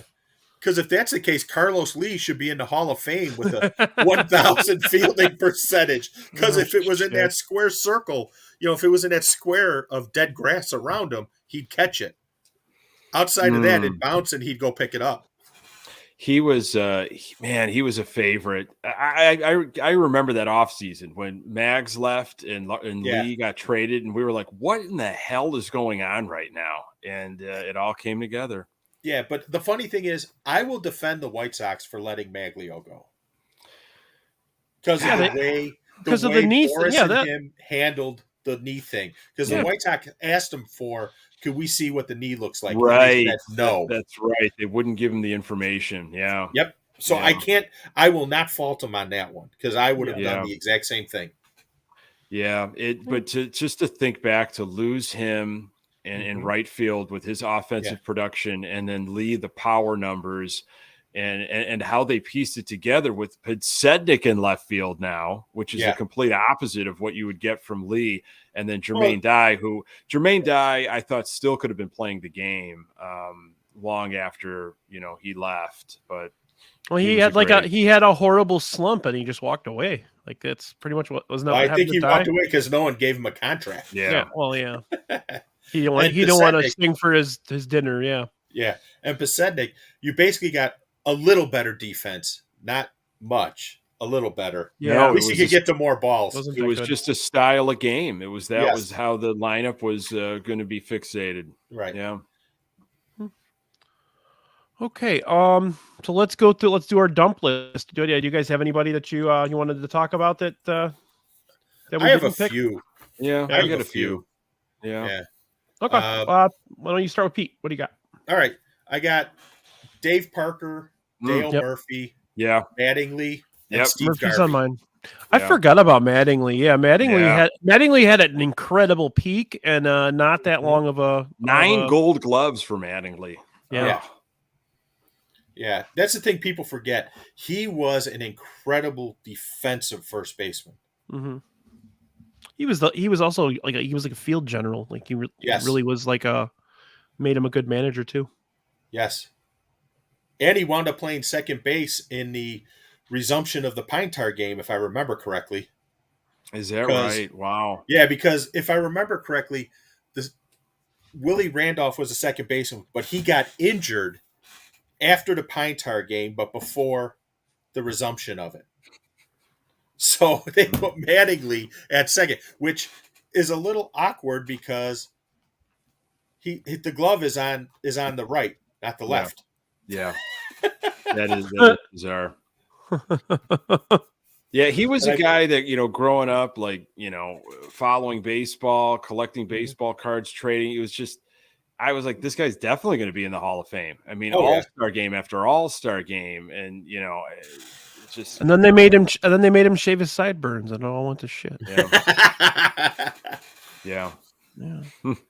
Mr. Burns was more evil than George Steinbrenner. And I have one more name, and I just said it, George Steinbrenner. Steinbrenner will never get in the Hall of Fame. Oh, no. But he really should, because when he took over the Yankees in the 70s, they sucked. They were bad. And that's when baseball was losing popularity with people. Yeah. One of the things about baseball is you need the Yankees to be good. You need that villain. And he gave the Yankees back that aura. And I think that's what the Mets are trying to do now. Yes. I would love to see George Steinbrenner versus Steve Cohen. I think that would be priceless. Yeah, that's a good point, Pete. Yeah. Yep. Okay, Nick, do you have any Yeah, I had I had Gary Sheffield. Yep. It was on my list. Kurt Schilling. Yep. Carlos Beltran, Andrew Jones. Yep. Andrew Jones. Beltran and Jones were on mine as well. Yep. Sammy Sosa, of course, just with numbers and everything. And one more, so I don't steal them all. Billy Wagner. Yep. Best lefty reliever ever, man. Yeah. That guy was unbelievable. I think eventually for Billy Wagner, I do. I think so. Yeah. I want to load why Gary Sheffield didn't get into the Hall of Fame. It was because in 1996, freaking Ken Caminiti was the MVP instead of Gary Sheffield. And Caminiti was coked out of his gills in 96. Zoom in a little bit. Yeah, there you go. Yeah. Can you guys see that? Yeah. So Sheffield led the league in on base, 624 slugging. I mean, there's a couple other guys in there, obviously, but I think he probably should have been the MVP that year. Wow. Ellis Burks finished third that year. Well, look at the RBIs. Look at the Ellis Burks had 142 runs. Like, are we ever going to see anything like that again? So Damn. That was it. That was a year where everybody was hitting, but yeah. If Gary Sheffield had won MVP that year, I think nobody would be arguing. I think whether or not he deserves. He's guilty because he worked out with Barry Bonds. Guilty by association. Yes. There's a few of those out there. Yeah. Yep. Because I think see those honestly, clips? that's what hurts Andy Pettit because of his working out with Roger Clemens. And yes, some say Jeff Kent as well. Jeff Kent being around the people that he was around. Yeah. What about we talked about Sam? We talked about AJ Pierzynski in the pre-show. We talked about AJ Pierzynski. That's funny. Everybody's talking about him. Everybody's saying. Yep. Okay. Let me think. Let me see what else I had here. Bobby Abreu. We already kind of talked about him a little bit. Yeah, Jamie Moore's not going to in. And then Todd Helton we talked about. Louis Tiant. Louis Tiant had a great start to his career, then it slowed down, and then it got great again. If he had a little more consistency, he definitely would have gotten in. Dwight Evans. Good call on Dwight mm. Evans. Yeah, Dwight Evans had a 67.2 career B-WAR, 2,400 hits, 370 on base, 8 Gold Gloves, 3 All-Stars. Just never won that MVP, you know. Yeah. And then the three of us talked about Lou Whitaker for a second beforehand. Yeah. Lou Whitaker's a Yeah. good one.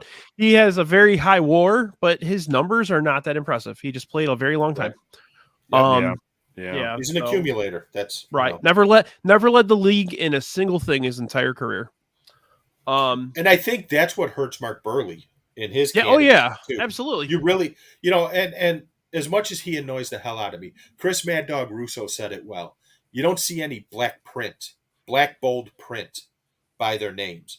You know, meaning signifying that they led in something. Yeah, that was this. I mean, he only finished in terms of Cy Young voting top 5 once. And that's all 3, right? He didn't get enough. He didn't win enough games. That was a problem. Mm-hmm. Yeah, I mean, and he had a long career too. So to only have one of those types of finishes is difficult. Right. And I have 2 more names. Dusty Baker. Dusty Baker has now he's got a title. He's got over 2,000 wins as a manager. He got to the World Series 3 times.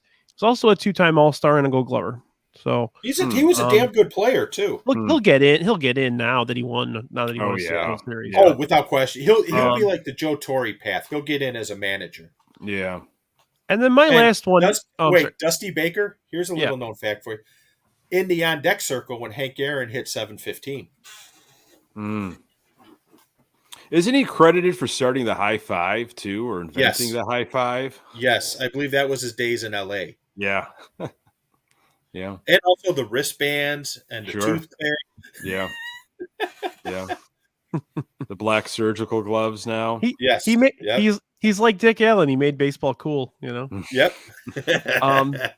And my final one, and I just want to talk about him for a minute. I've watched Ken Burns baseball like 350,000 times in my life. I want to mention Curt Flood. Oh, sure. I don't know if he would have ever gotten in, even if he hadn't been blacklisted. Because he really didn't have those bulk numbers, but he was a great center fielder. He was hitting very well when he retired, or when he was thrown away. And for those of you that are listening and watching that don't know much about Curt Flood, he stepped away from the game because he didn't like the reserve clause, which kept players basically tethered to their teams. Indentured servitude. And that's what it was.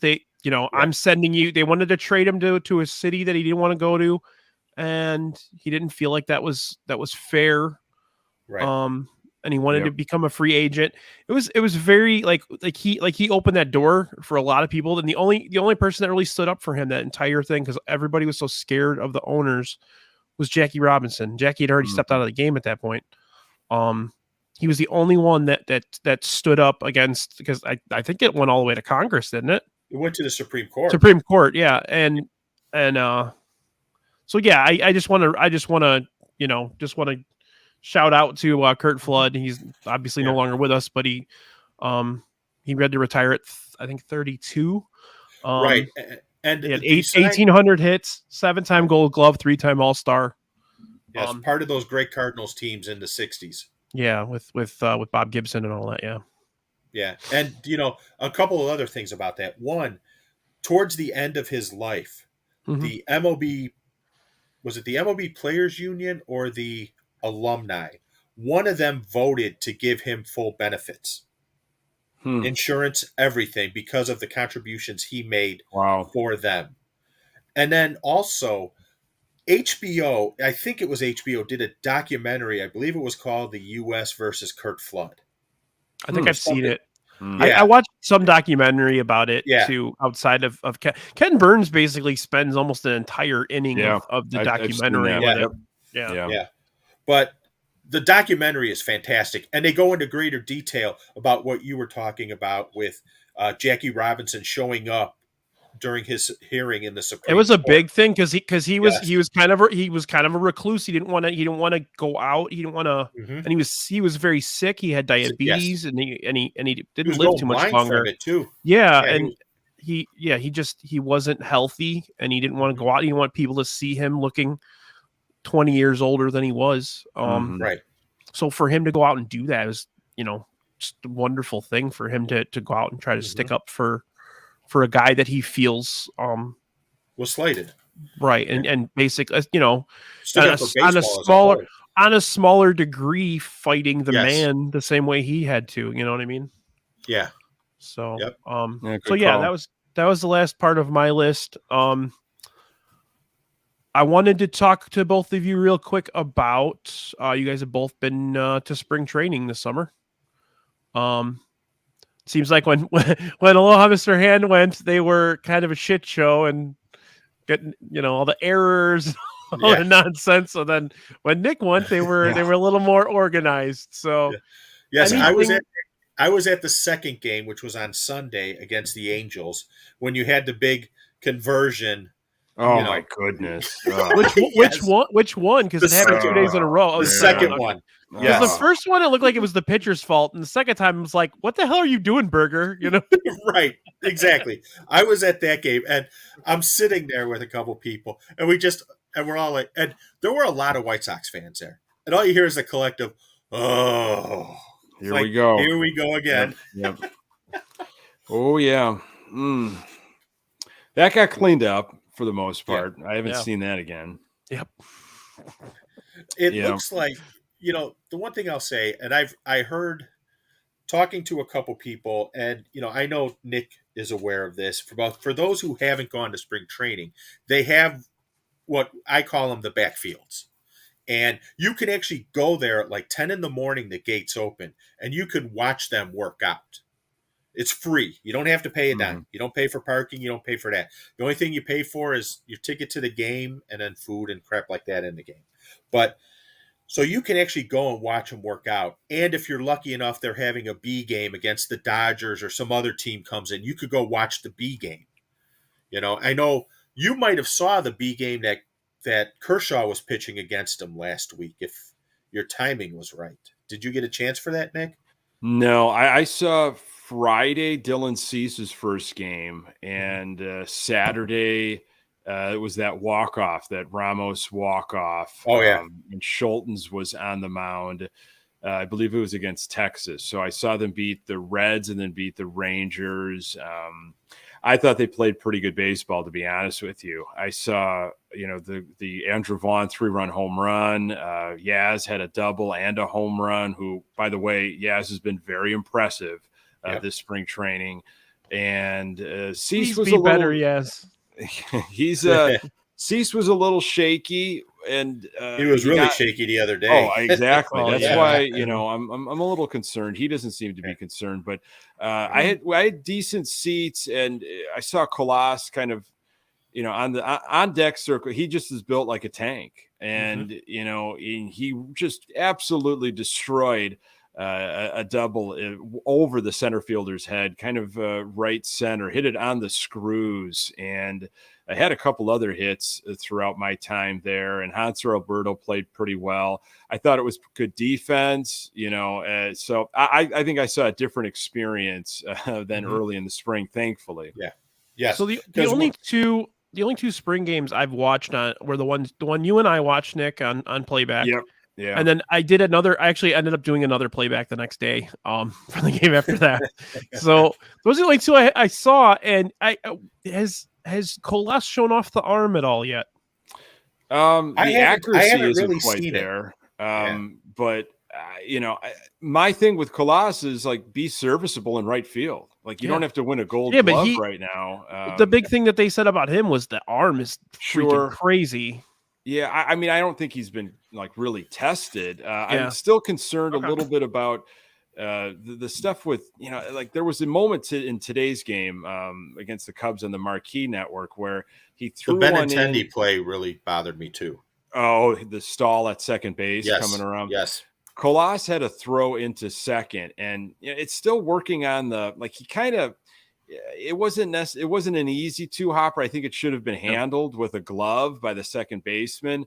But stuff like that needs to be cleaned up. That's nitpicky, but that was the big problem last year. It's just the easy stuff, hitting cutoff men, backing up bases, not letting the ball trickle, off a player's knee or glove where a base runner can advance to another base. It's just cleaning up those kinds of things. They had 3 errors today against the Cubs. It was pretty sloppy, but when I was there, it was more about the offense. Elvis Andrus had a home run, which, he has been a breath of fresh air for Sox fans, re-signing. So I liked what I saw. Okay. How did the Ramos homer look today? Did anybody see that? I didn't see it. I couldn't. I just looked at the box score. I was like, Ramos hit a homer. Yeah. He's a guy, though, that will he ever wear a White Sox jersey at 35th and Shields? I've talked to a lot of folks where I don't know. He could be a guy that, depending if they need a DH. I mean, yeah, but you look scary at third.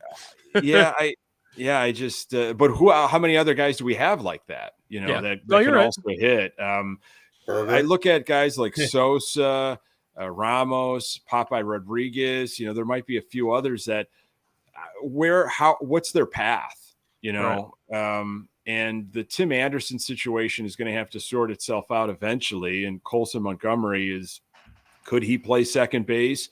Andres is just a 1-year deal right now, but there's some guys that I don't know if they're going to necessarily wear a White Sox jersey. And if the Sox are in it and they're really, nipping at the AL Central by the trade deadline, do you package some guys up? Do you trust this front office to actually be able to do that? I don't know. I think that's the $1 million question. What you just said to me is the $1 million question. Do you trust the front office? Because I don't think they know how, I've had my issues with them for years. I don't think they know how to evaluate talent. I don't think they know how to develop talent. And those, I think it's a little better than it used to be. No. Really, you don't think Getz has cleaned it up a little bit? No. Okay.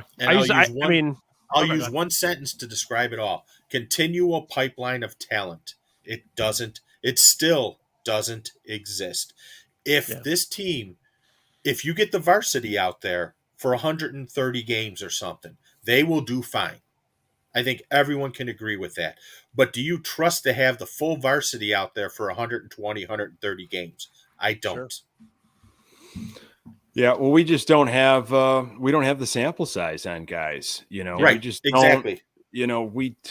It's all about potential, and a lot of teams are like that. A lot of teams are like, well, we had injuries too. We're banking on health. We're banking on our guys being healthy, and guys that maybe lagged a little bit last year, they're going to live up to their potential, and we're really banking on that. Like we need 6 or 7 guys, not only position players but pitchers to hit. Right, and that's just it. It's not a sample size of 1 or 2 guys you're counting on. You're counting on at least, you figure there were points last year where you had Grandal, Anderson, Jimenez, Moncada, and Robert all out of the lineup. That's 5 of your 8 everyday starters. And then you also had Robert in the lineup when he shouldn't have been in the lineup for and Grandal at points in the season. lineup when he should not have been in the lineup. You had Vaughn and Sheets playing out of position, being absolutely set up to fail. And this is to the point you made earlier, Nick, about not hitting the cutoff man and letting the ball trickle and things like that.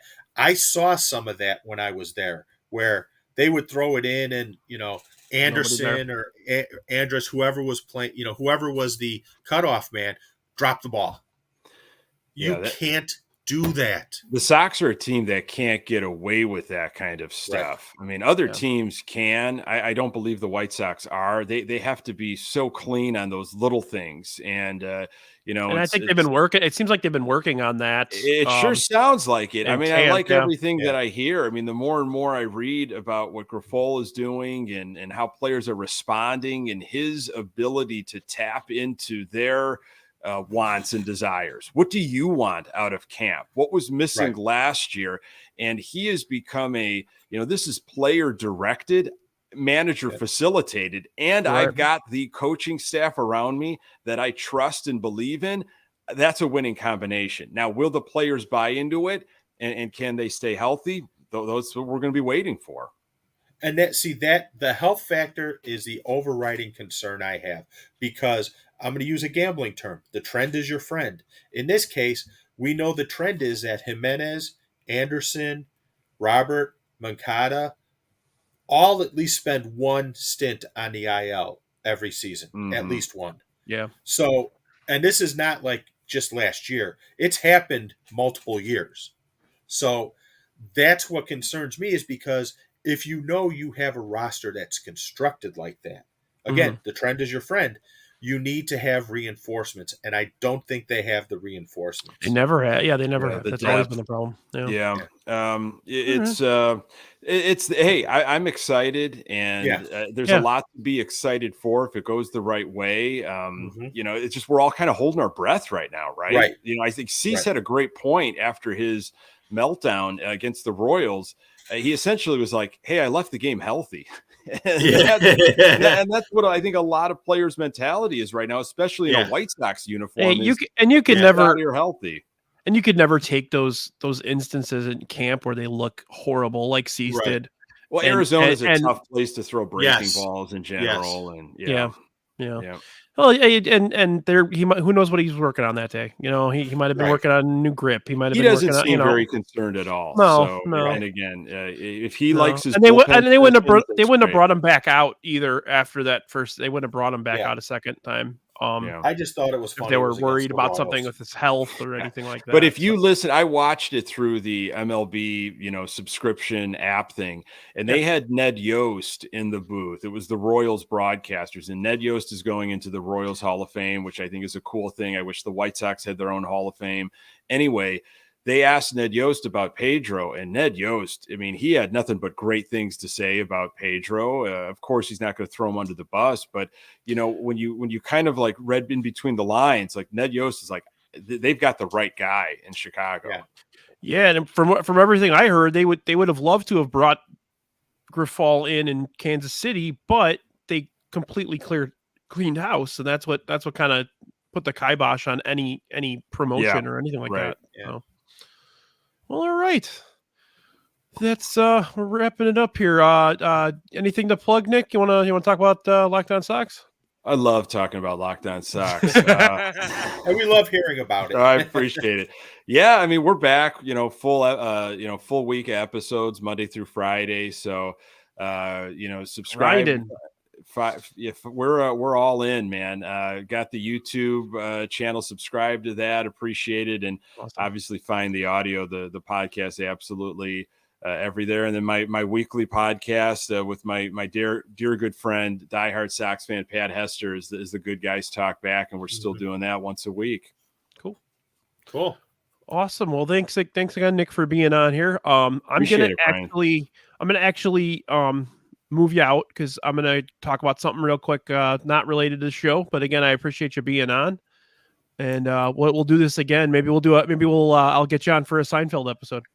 I would absolutely love that. I've been wanting for years to do just like a Seinfeld bar trivia, and I haven't been able to do that yet. So the Seinfeld would be great. I'm in. Awesome. If you do Seinfeld, I'm in. Yeah. We did a Seinfeld, or we did a Sopranos one a couple months ago, and it was the funnest night that I've had doing this show. So yeah, I'm all in. Brian, can't thank you enough, and Pete, so great to talk with you, buddy. Yeah, great to talk to you as well, man. Awesome. And make sure you listen to his podcast. It's awesome. Oh, I appreciate that. Thank you. All right, Nick. Thank you so much. Yeah, you got it. Thank you.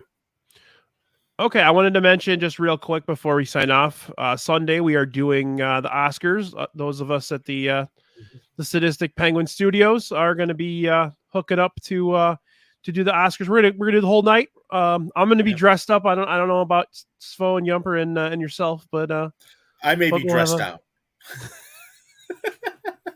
That's perfect. So I want to do that.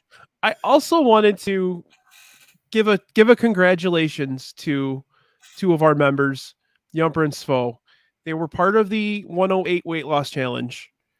What they did was absolutely remarkable. They lost well over 100 pounds. Svo by himself, well over 100 pounds. I can't be any prouder and any happier with what those guys did that day, or that this whole winter. Speaking as someone who has lost a bunch of weight in my life, I lost over 100 pounds myself, and it's not easy, and wonderful. And everybody in that weight loss challenge, you guys did a great job at supporting each other and getting it together. So I really appreciate that. I also wanted to remind everybody to join the Sadistic Penguin Studios. Subscribe to our YouTube channel, please. We're just getting it off its feet. We're going to be adding so much more content. I'm going to probably do a couple of ridiculous things next week. More on that as I decide whether or not my diabetic body can handle a couple of these things. So there's that. I also wanted to thank MSS and Beef and Chirizi and Luke for including Pete, myself, and Svo in the 108 tournament. We're going to have a great time. So I wanted to mention that as well. Again, please make sure to like this YouTube channel, subscribe to us. This will be on Apple Pods as well as Spotify within the next day or two. So I'm going to keep going. We're going to keep hitting it hard, and you ain't seen nothing yet. So I wanted to go ahead, Pete. No, I was going to say, and incredibly well said. I will be doing the Collector's Corner will be making its way over. Yes. So be on the lookout for that. If you watch this, you probably saw a couple of the things that I have recently acquired. I will just say I have acquired some other things. I know Brian and the rest of the guys, Fo and Yumper, know a couple of the items that I acquired because they were fascinated and amazed by it. one item in particular, but that's coming over, and there will be the occasional as our friend MSS likes to call it, the occasional 3-minute handy where I just go off on a tangent. Generally it's about the White Sox. I got a lot of problems with you people. It's a combination of I got a lot of problems with you people, and this is what grinds my gears. This is Pete's daily Festivus atonement. So, yes, exactly. Definitely look at that. I'm also going to be bringing around pop-up socks a little more. I know I did one episode so far of it. I'm going to be doing more frequently as well throughout the summer around the games. I'm going to be taking some weird, funny pictures and stuff at the games that I'm going to be putting on as part of that as well. So, I'm screwed. What'd you do? Oh shit, I'm screwed if you're doing that. We're all screwed, Pete. That's true. But all right, guys. Again, this is Brian with It's Getting Drafty in here. I'm going to go ahead and sign off again. Pete, thank you again for being on. Thank you for everything you've done for me since I've started doing this show, and I really do appreciate everything that you and Yumper and Svo have done for me personally. You as we're doing this. You did all the work. You're the one killing it. Awesome. I appreciate that, buddy. All right, we're going to sign off. Have a good one, guys. Have a good night. Thanks, everyone. And World Baseball Classic starting in like 2 minutes. Ooh, I'm turning it on. All right. Bye. Bye.